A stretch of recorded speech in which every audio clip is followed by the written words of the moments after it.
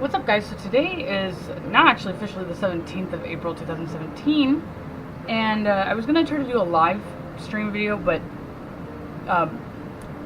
predictable Mercury retrograde stuff. I was having connectivity issues, I think more or less because my internet signal was pretty slow, and there's a bunch of people in my house that clearly use the internet for stupid things, in my opinion. But anyway, so unfortunately I'm gonna have this like this. I know there were some people that were really looking forward to kind of having commentary, but one thing I've noticed, I was aware of the transit-wise, but I've witnessed so many significant real-life examples that I know like all the personal details of how bad all Sagittarius archetypes are being afflicted. I wouldn't even like make a pun about like having their ass handed to them. It's serious with how bad this is. Okay, so this in particular would be applicable to people who are Sagittarius Sun. So if you were born, in late November to early December, then that would be you. Or if you have a Sagittarius rising. Despite the fact that Sagittarius Sun and Ascendant Rising would both be afflicted by this, because Lilith is in the first house, and that Black Moon Lilith has a lot to do with behavior. People who have Sagittarius rising would actually be having more malefic or negative repercussions to the influences going on. And also, if you happen to have either Sagittarius planets on the angles, which would be part of the core personality of the natal chart, and or if you have a significant like cluster or signature of personal planets that are in Sagittarius in particular, because obviously from natal to transit, Lilith as well as Saturn is going to be actually transiting over those planets that you have in Sagittarius, right? Okay, so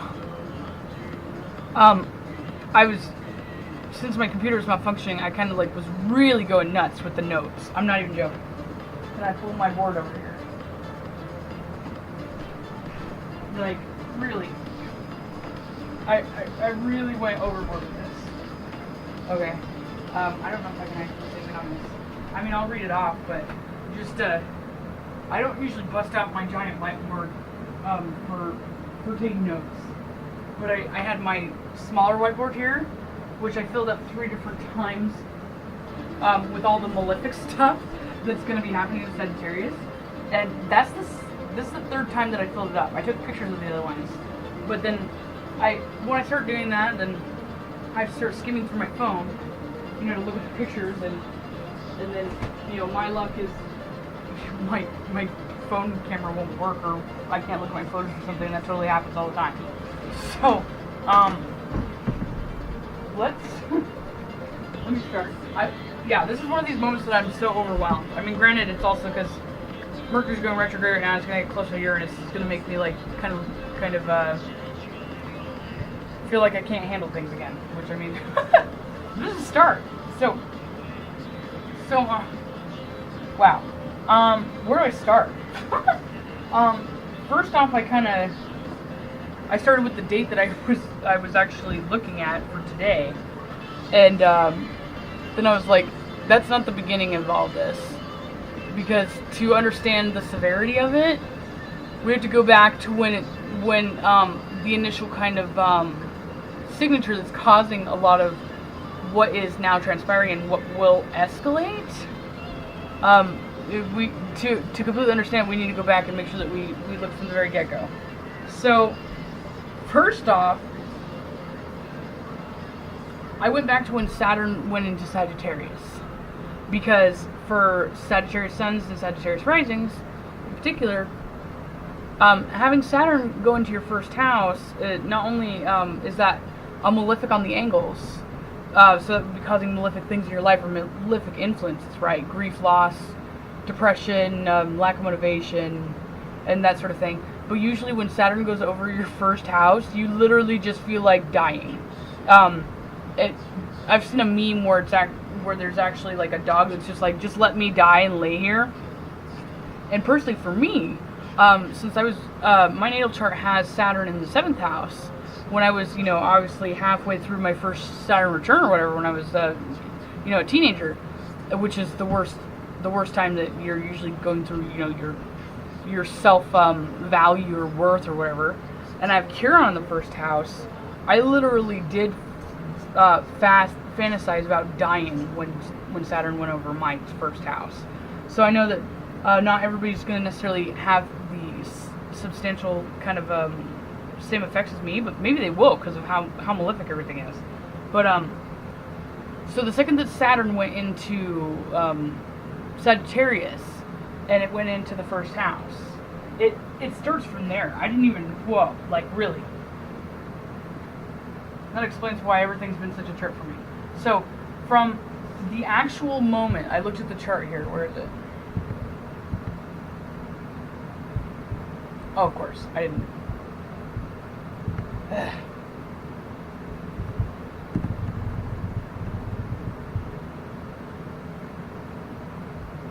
Okay.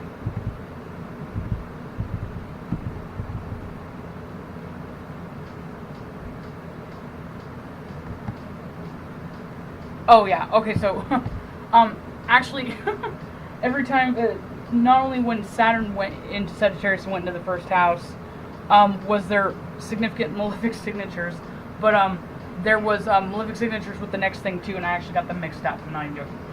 So with this here, the day that Saturn went into Sagittarius and it went over the ascendant, right? The exact day was the 18th of September 2015. So Saturn being on the ascendant is a malefic signature on the angles, and then also we have Mars on the MC, which is a malefic on the angles, and yeah. And also another thing too is every single time there was one of these malefic signatures, specifically with Mars, it's always right conjunct with Venus, and that's going to play into a lot of what some of the repercussions are going to be for Sagittarii. So obviously this can manifest in multiple different ways. It can manifest like on a physiological, so that would be like health-wise. It could, which I mean they could all just do that honestly, with how many malefic potentials like that there are. It could be all of them, honestly. And I'm not even trying to freak you out, like really. Like that's what I was kind of overwhelmed about. Because I even wrote down every personal planet afflicted. That must be when Lilith goes into Sagittarius. So when you have malefics on the angles not only represent the person now, or like the core personality, so it would be affecting the self, but it represents the present moment. And then you can kind of play off here. So we have a malefic Saturn on the 1st house, which is going to affect the self, the present self, which that malefic influence is going to perpetuate and deteriorate, destroy, or basically poison all of their self-worth, their values, how they value their self, and their relationships with other people, because Pluto's in the 2nd house. And then we have, again, like we have Mars in the 9th house of the mind, and that's also the Jupiter house, right? So the fact that you guys are Sagittarius, or in general, and Jupiter's your key planet, although Jupiter is in the 10th house, it's almost kind of close to, the it's technically in the angles because it's in the 10th house, but it's close to the MC also. But regardless, even if you don't take the actual placement of Jupiter into account, that's being one of your key planets, the house that it governs over is still influenced by whatever's in it. So there being Mars-Venus conjunction in the 9th house would basically the 9th house being associated with the mind and like ideation and beliefs, in particular, that's going to signify that there's some sort of ideation being planted where like they're tired of their relationships, or they're tired of the way that their life is, or they're just whatever. And Saturn in Sagittarius, because I have that natally, is notorious for being inconsistent, irresponsible, and not being able to basically be stable and do all the Taurus kind of second house associated things. So the fact that Saturn goes into Sagittarius and Pluto is obviously in the second house when we're looking at obviously the solar chart and stuff, that just reemphasizes that. And then obviously anything that's in the sign of Aquarius, or the planet Uranus, or the 11th house that's associated with Uranus and Aquarius, is automatically translated as traumatic and malefic. So we have Mercury, which is your mind, and it was retrograde even at this moment, in the 11th house. And it's not conjunct with Lilith, but Lilith is also in that house, in Libra, and then the North Node is in that house as well. So that would mean that the future, or what is to come, is going to be malefic, and that the behavior of said person, or the shadow projection, is going to it's going to be malefic towards relationships, because Libra is supposed to represent the seventh house of partnerships, marriage, and others. So it's going to be relations and interactions with others that's going to be malefic, or going to be basically the casualty in this case. And it all starts in the mind as well. So essentially, again, with us having that Mars-Venus conjunction in the 9th house, that's supposed to be like a signature for malefic ideation with relations with other people, or toxic kind of ideations about specific relationships that they feel tied down to. And with Mercury in the 11th house, which is a malefic signature, just reinforces that, and they're sextile. So, and then obviously we have Uranus, which is part of the Uranus-Pluto square that's been going on way longer than when the mutable year started, in the 5th house of self. So that's the expression of self, and that's just the existence of self in general. So that would be a traumatizing signature on the self. Either something around them inflicts trauma upon them, because I know multiple Sagittarius that basically they're all going through hell right now, but they're all going through their own hell. Like, it's all different. Some of them are doing it to themselves, and then some of them are completely innocent, and it's all just as horrible across the board. Some of them are like just having really traumatic, unpredictable, crazy, events happen to them. Some of them are self-destructing, and then some of them are having severe health crisis problems and stuff. And that's like all three possible things going all over the place. Okay, so then I'll move on to not days. Let's go to years. Let's not kill time here. Oh, that's too far.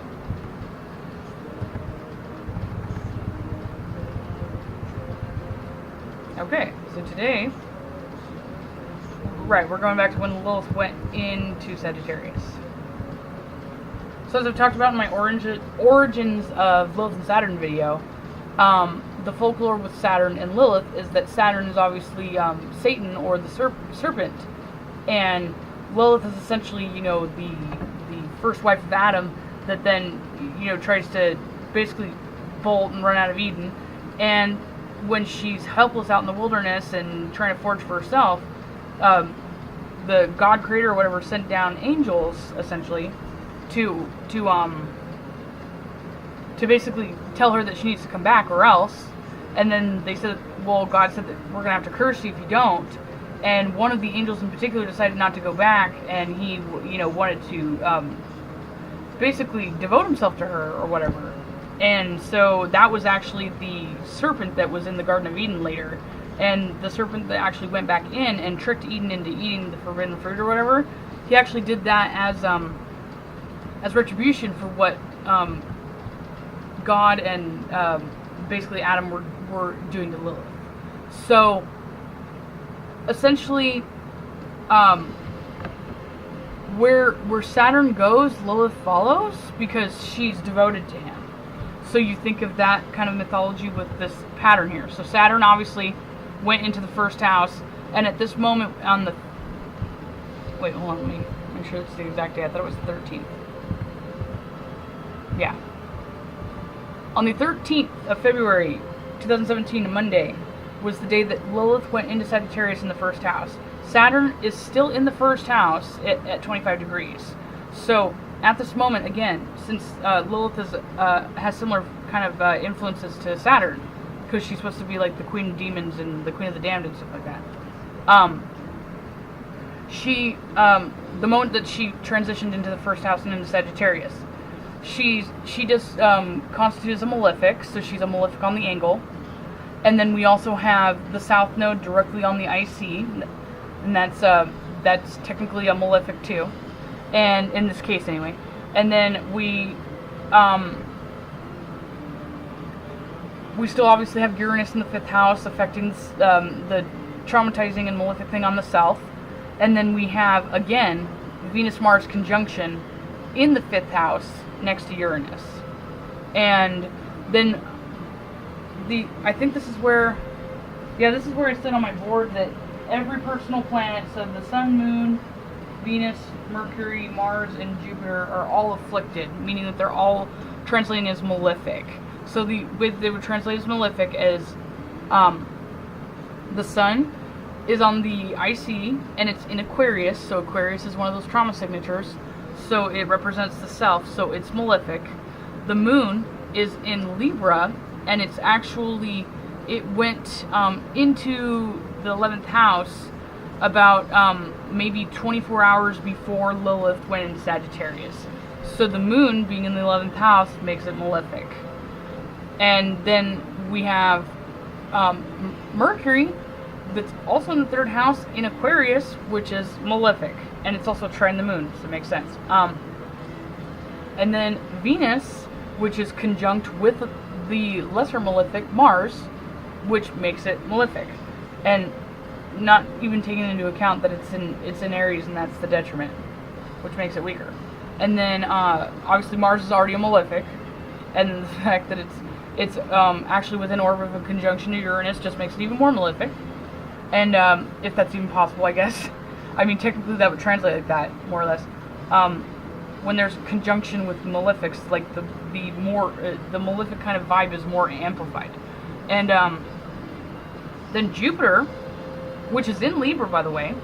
So you notice that obviously this conjunction between Venus and Mars has been a trend through this. So it's going to be some sort of deterioration of relationships.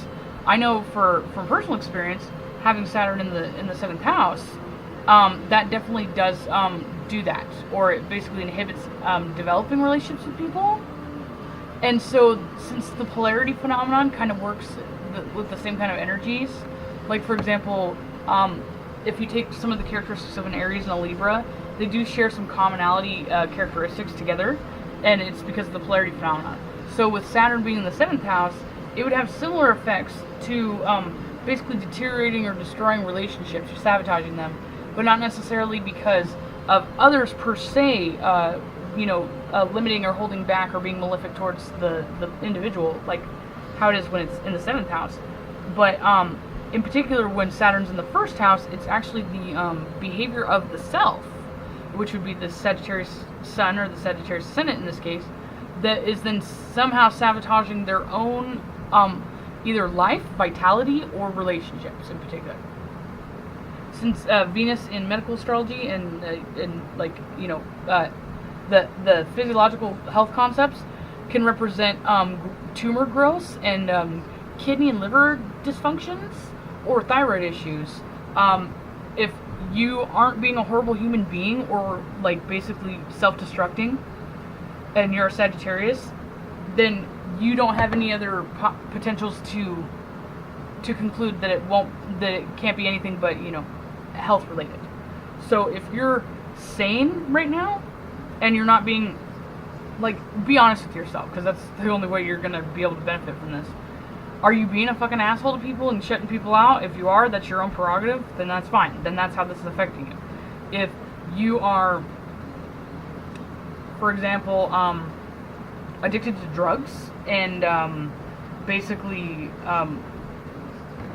acting out your Uranus conjunct Eris in Aries, which is a psychopathic signature for like criminal mischief and stuff like that. If you're essentially manifesting that T-square with Pluto, Uranus, and Jupiter by basically stealing from the greater good or the collective for your own toxic reasons or whatever, or your own toxic wants, because Venus is associated with wants, and the second house is where Pluto's at, and Pluto's associated with toxicity. Then yeah, so whatever. So you're either like doing some really fucked up criminal stuff to people, and you're maliciously hurting people, or basically ripping them off or whatever. And I would lean more towards ripping them off because Pluto's in Capricorn. And or you're destroying. You're basically pushing everybody away and destroying your relationships because of some sort of ideation in your head. I experienced that last year myself. I'm significantly influenced by Sagittarius, and or you're, if it's not one of those two things, then it's going to be medical related, and that'll actually progress in a little bit further into the months, and I'm actually going to tell you exactly when you should be expecting that. Let's see. Let's make sure. I'm just gonna read off my board here. Malefic on the self-life. The Sun, Mars ascendant in Sagittarius, September 2015. Uranus in the 5th house in Aries. Actions of the 5th house surface in the 11th, which is where Jupiter's at. So basically, the energy or influence that's attributed to the 5th house with Uranus and Aries is going to impact the 11th house. So the 11th house having to do with friends, your community, and like your acquaintances and whatnot, and Jupiter representing like the greater whole, or the fortune of others, the goodwill of others. This is going to be people that are likely basically taking advantage of people's goodwill to the point where everybody decides to cut them off because they don't want to deal with their destructive bullshit anymore. So it says, so that I put Leo in the Sun, self-expression will be destructive and unreliable, and it also in the Moon and in Cancer in the 4th house. So because there's not necessarily a polarity for the ethers like the Sun and the Moon, they're actually polarities within themselves because they're supposed to be the ether like origins that bring life to everything. Hold on a minute.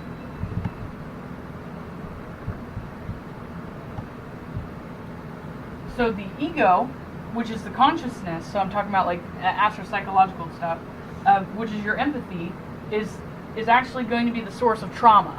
So there's going to be a lack of compassion and empathy, and people actually, and Sagittarius is using their just being decent human beings. They're just Lilith and Sagittarius in particular is basically affecting their entire ascendant, their ID. So I've talked about before the personality conflict with psychoanalysis. So if there's some sort of stressful signature or malefic kind of influence with the Moon, Mercury, or the ascendant, it naturally makes them have kind of like psychopathic tendencies where they don't care and they'll do anything. And it's not even psychopathic, it's like sociopathic sadist kind of thing. It's like Hannibal Lecter status. I'm saying all of them are going to turn Hannibal Lecter status, but it's a whole other level. So the fact that the Sun and the Moon and Mercury were all malefic all together, yeah. And so the ego conscious or empathy or lack thereof will be the source of trauma to love life or love connections and children. And the polarity would obviously be the 11th house, and so there would also be destructive behavior, a lack of accountability, unreliability, and trauma inflicted on friends, community, and basically the destruction of the Sagittarius in question's goals and aspirations. So that's not always because of their own choices. That could be because the energy's manifesting all around them to kind of just make everything unstable and take away their lucky horseshoe, more or less. Because I know one of my best friends is Sagittarius, and she's, you know, essentially she's like a good church girl, and she's always done everything right. Like, she always usually lectures me about not doing things right. I'm usually the horrible one that tries to corrupt her. I'm partially kidding sometimes. I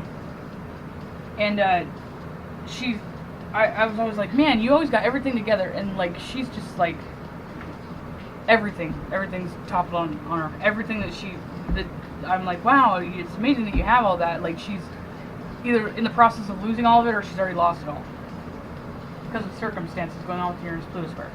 So then Pluto in the second house in Capricorn, which would be associated with Taurus and Libra because of the association with Venus, would translate to love, marriage, and relationships having ends or becoming toxic.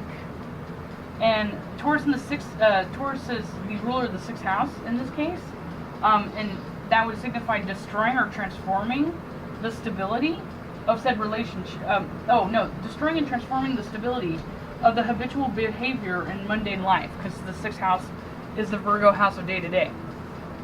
So, usually, if you have some sort of instability or trauma signature within the sixth house, that's the that's like the fate sealed right there, that there's going to be a lot of challenges in your future.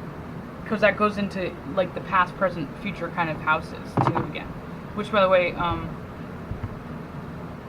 for when Lilith went into the houses. Okay, so I want to break this down here. So, the present moment, the self or the ascendant is obviously, their behavior is malefic because of Lilith. And their expression or their vitality, or their basically their self persona is being inhibited or held back and is experiencing some sort of loss or grief because Saturn's right there. And so in the present moment, the person is being afflicted. That behavior and the basically the actions that is taken upon by the ascendant or the ID is going to perpetuate the deterioration and toxicity of all of the associations with Venus and Taurus in the second house. So that could be jobs, resources, like actual property or material items. It could be relationships, bonds with other people. It could be your self-worth, your values, your ability to trust other people, whatever. And then the third house is supposed to be the past houses, right? So the first house is the present, where the behavior of the native is now going to perpetuate and basically poison and taint the future. And it's all stemming from the toxic Mercury and Aquarius ideation, and the sun being in that house as well. So everything starts within the mind, as I've said in other lectures that I've done. So because the toxic ideation started within the mind, that's where the seed was planted. It's like, I use this analogy when I'm talking to my Aries friend, when I try to explain this to her, and I said, just like when I argue with, exorcisms and, demonic possession, it's always interesting that the people that get possessed are the ones that come from families that are devout, religious people. It's never somebody who actually doesn't believe any of that stuff happens that experiences those sorts of things. And the other analogy that a lot of people would relate to is the Freddy Krueger movies, Nightmare on Elm Street. You notice that, until the kids know who Freddy Krueger is and they're aware of his existence, they don't seem to have nightmares about him. So he can't actually come and get them until they know about him. So that's actually an analogy, and I guarantee that that's actually from some sort of esoteric storyline or something, because a lot of horror stuff comes from fairy tales, and a lot of the fairy tales are supposed to be actually, like the moon lore and the celestial kind of allegories and stuff. So until you basically plant the the thought that Freddy Krueger is an actual legitimate thing that could hurt you, he can't come get you, because that's even evident in one of the movies, and it's like it spreads like wildfire, right? So that's supposed to be essentially negativity. It spreads like wildfire because as soon as one kid knows about it and they see that somebody died, like one of them utters, Krueger's name, and then all of a sudden every single kid on the block is dying. Right. So that's a great analogy with how everything starts in the mind. Also, at this moment, although it's not exact, it's within the orb, the sun is actually square Lilith on the ascendant. So it's on the angles, and it's squaring Lilith. Yeah. And the sun's obviously conjunct with the south node, so it's opposition with the north node. So the traumatic or malefic signature of the self, or the basically the destruction, the intentional, or I guess energy that's going to cause the self to self-destruct or deteriorate, is going to be completely counterproductive to it pursuing anything of meaning and intent with its life, or their life. And let me see what else. God, I'm having a brain fart here.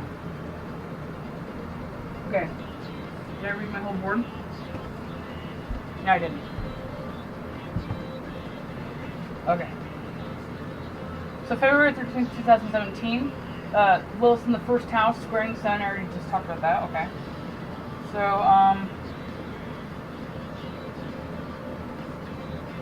and then I just was talking about how Mercury is the mind, and it's in Aquarius, so it's malefic.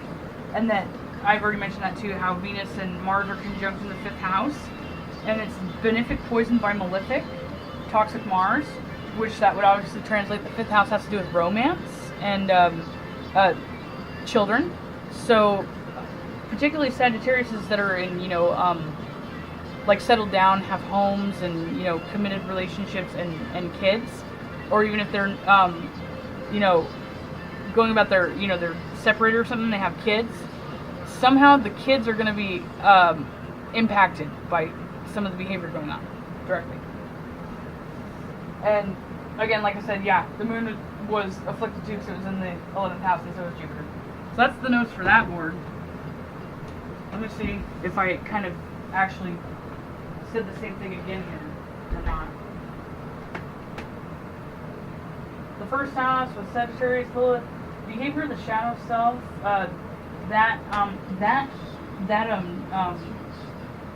Aspect or whatever, the duration of it, where it's going to be specifically, because there's basically malefics on the angles. And when I say malefics on the angles, I mean not only are they in the angular houses, they're literally on the ascendant, descendant, IC, and MC. That is, whoa, yeah.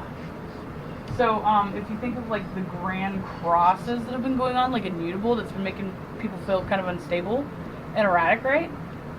This is a grand cross. And I guess what's screwed up is actually, because Mars would be in Gemini. So this is a grand cross. It's a grand cross in mutable malefics. Wow. That's horrible. So this is going to, the peak of this will go from April 6th, so obviously this has already started, till the 7th of May.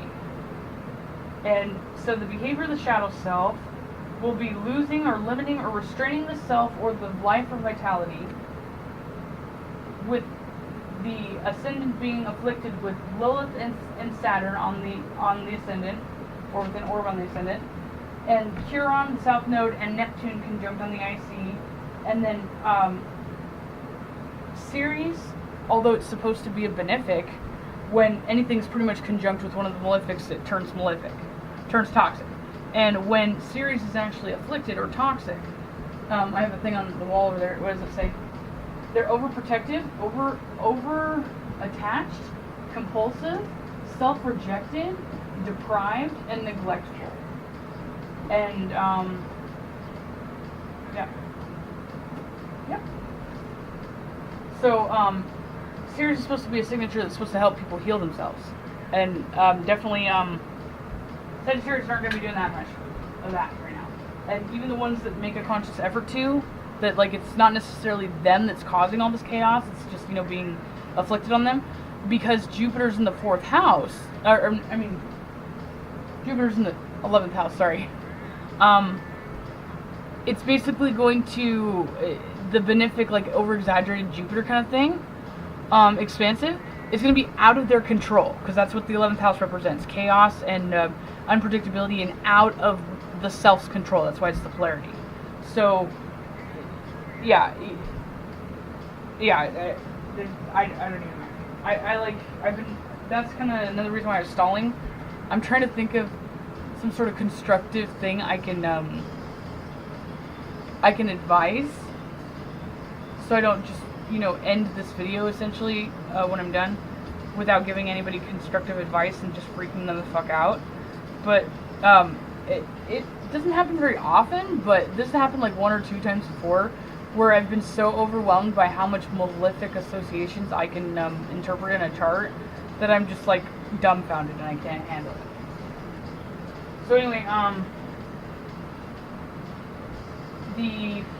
obviously with Neptune and Chiron and the South Node on the IC, that would be associated with Pisces, right? Because they're in Pisces. So Pisces rules the 12th house, and then obviously with Sagittarius being on the ascendant, because obviously Lilith and Saturn, that would be associated with the 9th house. So the polarities of those would be Gemini in the 3rd house and Virgo in the 6th house.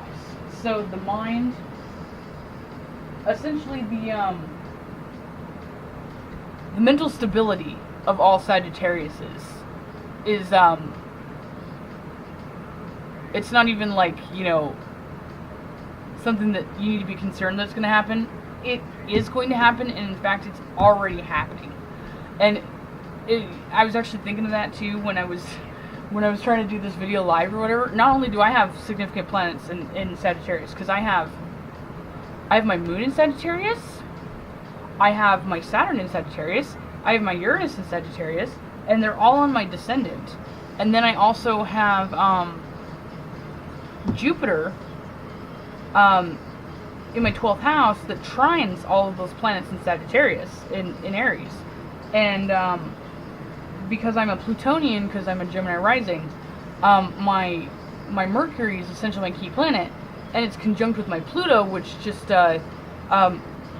it makes my Mercury malefic. Besides the fact that, you know, Scorpio in itself, the archetype, makes it malefic and toxic.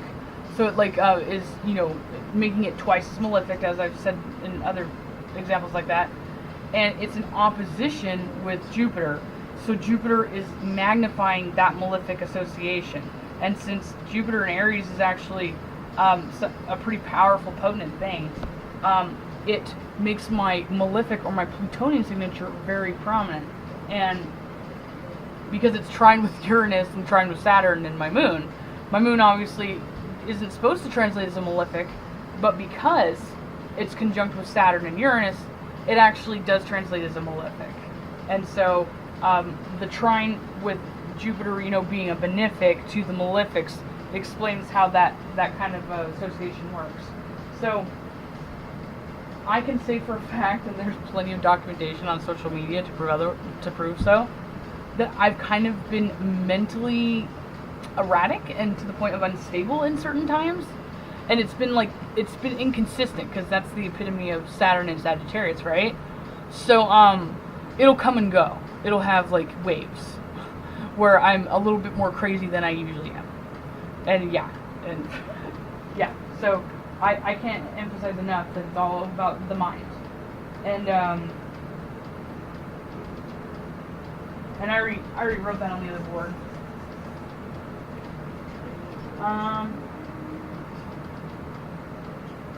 Yeah, I kind of just emphasized on this already. So, for the 1st house, Saturn will cause unreliable, destructive, toxic, malefic behavior, and that's with Lilith there as well, that will affect the self, the life, or the vitality. So that would be Mars, the ascendant, or the sun. It could be multiple facets, but it's going to be one of them. And then Pluto in the second house will be the end, death, evolution, mutation, or toxicity of Venus house associations, which would be Taurus and Libra. So relationships, connections, bonds, resources, structure, security, and balance. Because Libra is associated with balance, and the fact that Jupiter being the Sagittarius' key planet, and it being in Libra and being in a malefic house right now, at this moment, just reinforces the loss and lack of balance. And then in the third house, there's nothing going on in there, but it's ruled by Aquarius, so that is a trauma signature for mental abnormalities and abnormal psychology. So since I already pointed out the polarities with the mental houses or whatever, the fact that Aquarius is sitting there chilling and ruling the third house of the mind makes total sense. And the fact that Sagittarius rising and Sagittarius suns, when you're looking for a solar chart for a Sagittarius sun, the polarity is obviously Gemini, and the polarity, which is on the descendant, is actually in medical astrology the sign that you symptoms start to surface when you have some sort of mental, emotional, or physical illness or disease or instability. It doesn't turn into disease until like rulers or planets that are associated with that you can tie to those with aspects transit into the 8th house of disease. So that's how the chronological thing works with the houses. The 6th house is supposed to represent health, right, and day-to-day routine. It's also one of the past houses. So basically, the history or like the habitual record of the way that you carry yourself and you take care of yourself will then affect the 7th house. So if you neglect your health and you have an erratic schedule and you're not stable and consistent and practical like Virgo would want you to be, then you will start to surface. There will start to be symptoms surfacing when there's a shift in the planet lords with all the houses, and then you'll start to get some sort of symptoms, acute symptoms of some sort of condition, and usually that's when, at least in modern day, people go into the doctor and they get on some sort of prescription drugs or something like that actually aren't curing what they have. They're just masking the symptoms. And then that's how they turn into lifelong customers, because they continue to take these prescription drugs thinking that they're actually helping them. And then later down the road, it actually progresses into some other condition. And funny enough, actually, I've looked at, after thinking about that and looking at some of those commercials for, prescription drugs, some of the consequential diseases or conditions that you would develop from neglecting, basically what your predispositions are and what you were doing in your environment are listed as some of the side effects in some of them. I'm not even joking. So I think that's really funny. They obviously know things. There's somebody who knows things, because why the hell would somebody take Hippocrates and the association with him knowing anything about astrology or anything like that, or archetypes out of medical textbooks? But anyway, yeah. So then the 4th house has Neptune in it, obviously, and the South Node and Chiron. So self-undoing, refusing to solve or change issues stemming from past toxic things. So it could be something like past. It could be spiritual, where it's some sort of they're having some sort of enlightenment thing, or people are kind of having Uranus kind of epiphanies with this transformative stress kind of aspect with Pluto and Uranus, obviously, right? So you could be having some sort of residual unresolved spiritual conflict now. So that's potentially possible for people. And then, or it could be like from your early development, like as a child. So it could be, because it's in the 4th house, it could be associated with like your actual upbringing, your parents or whatever. It could also signify there's being some sort of direct instability, like materialistic wise or physically, with your home of origin or your origin. So this could be, this could actually be signified by death of parents, family members, stuff like that.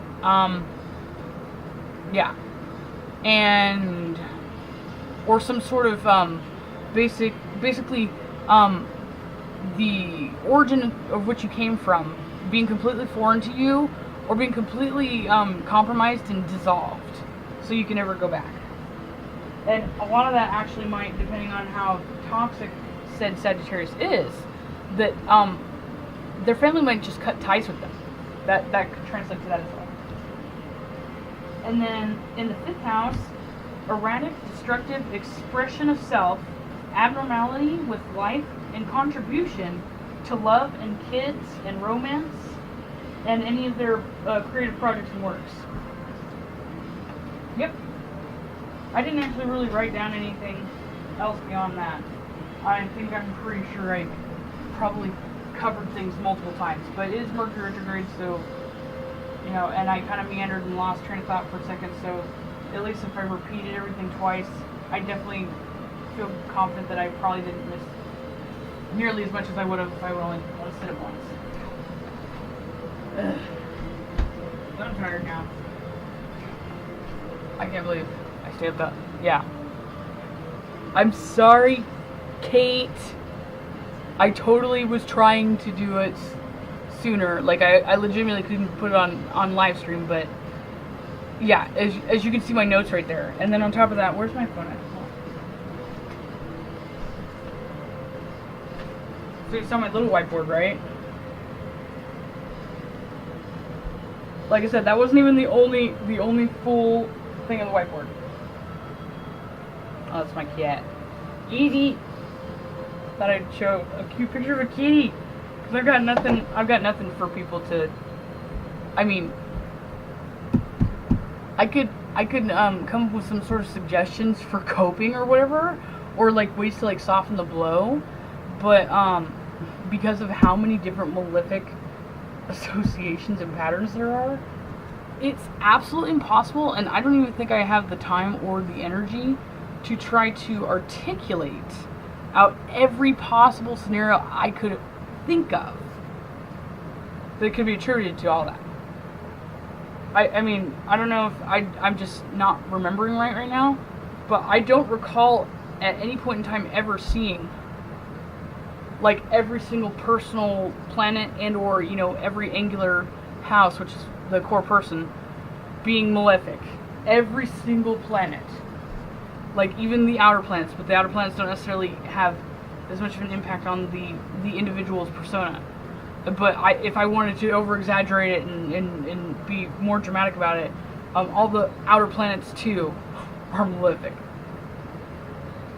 Yeah. So, I mean, yeah.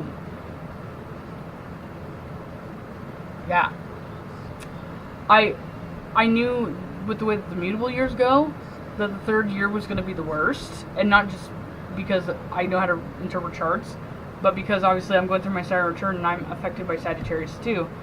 I'm feeling it, just like all of you are. And again, my friend Kate that I mentioned, that's what I was trying to say, and I totally forgot. When she started, she's usually a pretty chill person, and I mean, I'm sure she's changed. Everybody's kind of changed. And even, like, she still continually talks to me on my Facebook here and there. And, she wasn't the only Sagittarius, like, when I posted, like, hey, dude, like, I gotta talk to you guys, because this is important. This is legit. Because not only is this something that, you know, I'm struggling with, but I have Sagittarius friends all around me, too. And I'm just like, dude, and I see all of the different potential scenarios. Usually, like, I'll see, like, you know, a theme of the same kind of, you know, potential showing up. But I'm seeing all of them. And I'm just like, dude. Yeah. So, Kate contacted me and being all manic, and she's like, hey, are you gonna post now? Can you just tell me? And I said, dude, it's about the Uranus-Pluto square kind of, and Lilith, and there's just too much to tell. And the fact that this is pushing almost an hour now just demonstrates my point. And now it's going to take a couple hours to load up. I'm going to stop now, and I'm going to go get, like, some burritos or something, because I can't do this. Oh my god, wait, I didn't even, see, I got so overwhelmed. I'm not going to continue to perpetuate this, I'll do a follow-up video, because you guys need to ingest this first. But like people that are concerned that it's going to be like a health-related thing, and you know, since your mental stability and your mental health is all going to be challenged, every single Sagittarius in every case scenario is going to have their mentality challenged. You know, your mental health is technically a facet of your health, and that could actually trigger physiological conditions as well. But yeah, dude, that's a whole other video in itself. I'm going now. I'm tired and I'm hungry. I'm going. Goodbye. I look tired. It's nuts. Ugh.